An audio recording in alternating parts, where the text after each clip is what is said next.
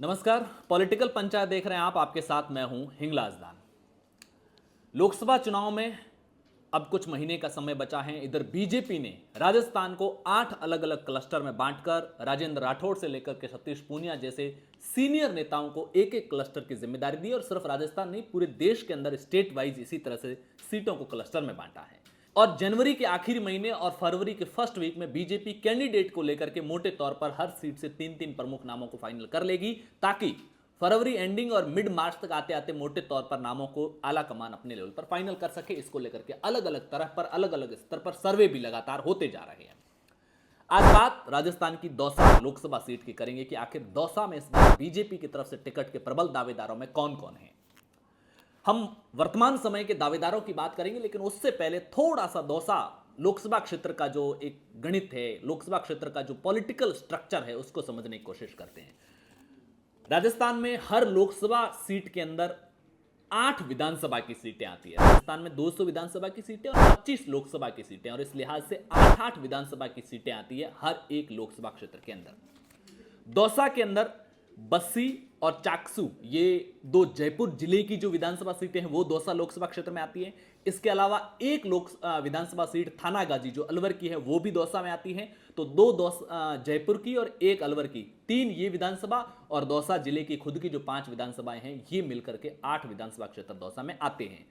इन 8 में से 5 सीटें अभी बीजेपी के पास है और 3 कांग्रेस के पास है। बस्सी जो और चाकसू जो जयपुर की है, बस्सी कांग्रेस के पास में है, लक्ष्मण मीणा वहां से एमएलए हैं, और चाकसू बीजेपी के पास में है, राम अवतार बैरवा वहां से एमएलए हैं। अलवर की थानागाजी कांग्रेस के पास है, कांति प्रसाद मीणा वहां से एमएलए हैं। दौसा जिले की 5 सीटों की अगर बात करें तो इनमें से 4 बीजेपी के पास है।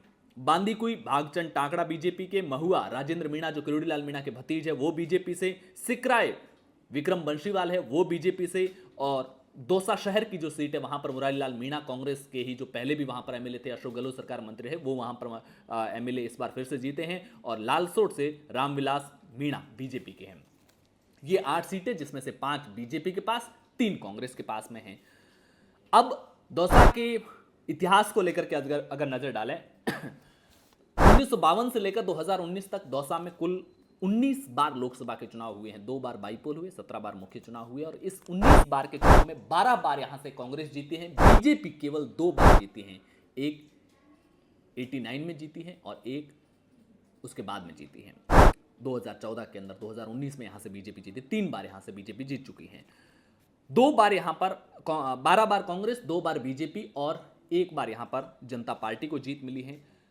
प्रमुख नेताओं की अगर बात करें तो दौसा चूंकि गुर्जर और मीणा बेल्ट के तौर पर है, यहां कई प्रमुख नेता हैं। किरोड़ीलाल मीणा भले ही इस बार सवाई माधोपुर से एमएलए बने, क्योंकि जब पार्टी ने सर्वे कराए थे तो पूर्वी राजस्थान की आधा दर्जन सीटें ऐसी थी जहां पर टिकट में पैनल के अंदर किरोड़ीलाल मीणा का नाम गया था, और पार्टी ने आखिरी समय में दानिश अब्रार के खिलाफ दौसा सवाई माधोपुर सीट से उतारा।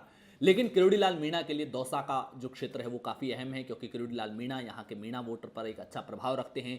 2009 के अंदर किरोड़ीलाल मीणा यहां से निर्दलीय चुनाव जीत भी चुके हैं दौसा से लोकसभा का।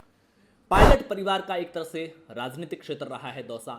जब पहली बार राजेश पायलट राजस्थान चुनाव लड़ने के लिए आए, 1980 का पहला चुनाव उन्होंने भरतपुर से लड़ा, लेकिन उसके बाद 1984 का चुनाव उन्होंने दौसा सीट से चुनाव लड़ा। 1989 के अंदर हालांकि वो चुनाव यहां से नहीं जीत पाए थे, लेकिन उसके बाद के 4 चुनाव लगातार वो यहां से जीते। 1991 का चुनाव जीते, 1996 का चुनाव जीते, 1998 का चुनाव जीते, और 1999 का चुनाव जीते। 4 चुनाव यहां पर राजेश पायलट जीते। उसके बाद में जब राजेश पायलट का सड़क हादसे में निधन हो जाता है तो साल 2000 के अंदर जो दौसा सीट पर उपचुनाव होता है उसमें राजेश पायलट की पत्नी रमा पायलट यहां से चुनाव जीतती हैं। उसके बाद 2004 के आम चुनाव के अंदर सचिन पायलट यहां से चुनाव जीत करके संसद पहुंचते हैं। ये सचिन पायलट का पहला एक तरह से पॉलिटिकल करियर के तौर पर पहला इलेक्शन था 2004 का। हालांकि बाद में 2009 में किरोड़ीलाल मीणा जीते निर्दलीय, 2014 में हरीश मीणा बीजेपी के टिकट पर जीते, 2019 में जसकौर मीणा बीजेपी के टिकट पर जीती, जो वर्तमान में एमएलए। अब बात आती है कि अब जब 2024 का चुनावी रण सज चुका है तो दौसा लोकसभा क्षेत्र से दावेदारों में कौन कौन शामिल हैं। पहला नाम है जो वर्तमान में सिटिंग एमपी है जसकौर मीणा का, लेकिन जसकौर मीणा के पैरेलल कई दूसरे नाम खड़े हैं। इसकी कई वजह हैं। जसकौर मीणा उस हद तक अपना प्रभाव इस क्षेत्र में नहीं छोड़ पाई, लिहाजा पार्टी को एक बार फिर से जब 2018 के विधानसभा चुनाव हुए तो भी किरोड़ी लाल मीणा को फ्रंट मोर्चे पर लाना पड़ा, क्योंकि पार्टी के भीतर दोनों के बीच में एक जो राइवलरी पब्लिक प्लेस पर, पब्लिक डोमेन पर भी सबके सामने होती है अक्सर। तो जसकौर मीणा को अगर उनकी निष्क्रियता और पार्टी कार्यकर्ताओं के अंदर जिस तरह का फीडबैक आ रहा है उसको देखते हुए अगर जसकौर मीणा को हटाते तो कौन हो सकता है? विकल्प के तौर पर पहला नाम किरोड़ी लाल मीणा का आता है, क्योंकि 2009 में वो यहां पर निर्दलीय जीते हैं बिना किसी पार्टी बैनर के, उनका इतना प्रभाव है लिहाजा उनको। लेकिन किरोड़ी लाल मीणा हाल ही में एमएलए बने सवाई माधोपुर से और भजनलाल सरकार में कैबिनेट मंत्री बने, तो ऐसे में क्या 6 महीने के भीतर भीतर वो मंत्री पद छोड़ करके सांसदी का चुनाव लड़ करके फिर से दिल्ली की राजनीति में आना पसंद करेंगे? पार्टी इसको लेकर के क्या फैसला लेती है वो देखने वाली बात होगी। इसके अलावा दूसरा नाम किरोड़ी लाल मीणा के ही भाई जगमोहन मीणा का नाम सामने आता है। जगमोहन मीणा अक्सर किरोड़ी लाल मीणा की एक बैकबोन की तरह उनको देखा जाता है, वो पर्दे के पीछे रह करके किरोड़ी लाल मीणा के हर बड़े इवेंट को मैनेज करते हैं। तो जगमोहन मीणा का नाम चर्चाओं में, और जगमोहन मीणा का मीणा कम्युनिटी के अंदर बहुत ही सम्मान से नाम लिया जाता है। एक नाम गोलमा देवी का है, हालांकि गोलमा देवी एक महिला चेहरे के तौर पर ऑप्शन बन सकती है, लेकिन गोलमा देवी के तमाम जो उम्र का पड़ाव हो या दूसरे तमाम चीज़ें हैं वो उनके आड़े आ सकती हैं, क्योंकि वो अगर सांसद बनकर के किरोड़ी लाल मीणा उम्र के इस पड़ाव पर होकर के जितने सक्रिय रह करके फील्ड में काम करते उतना गोलमा देवी के लिए पॉसिबल होगा नहीं। एक और नाम अर्चना मीणा का भी चर्चाओं में है कि वो एक सामाजिक कार्यकर्ता हैं, ऐसे में उनका नाम बार बार आगे सामने आ रहा है। कांग्रेस की तरफ से यहाँ कई दावेदार, नरेश मीणा जो विधानसभा चुनाव में टिकट की दावेदारी कर रहे थे, कांग्रेस के भीतर जो गुटबाजी की लड़ाई है उसमें नॉन गहलोत गुट के वो माने जाते हैं, लिहाजा चुनावों से ठीक पहले, टिकट वितरण से ठीक पहले उनका जेल जाना और तमाम चीजें चर्चाओं में रही थी। उसके बाद में अब नरेश मीणा कहना है कि अगर उनको दौसा से टिकट नहीं मिलता है, पार्टी विधानसभा में नहीं दिया, अगर लोकसभा में नहीं देती है उनके संघर्ष को देखते हुए, तो फिर वो निर्दलीय चुनावी मैदान में उतरेंगे। राजेश्वरी मीणा का नाम चर्चाओं में है। सविता मीणा जो मुरारी लाल मीणा की पत्नी है, मुरारी लाल मीणा जो दौसा शहर से अभी विधायक है, गहलोत सरकार मंत्री रहे थे, सविता मीणा का नाम भी चर्चाओं में आता है। और इसके अलावा प्रभुदयाल मीणा का नाम चर्चाओं में है।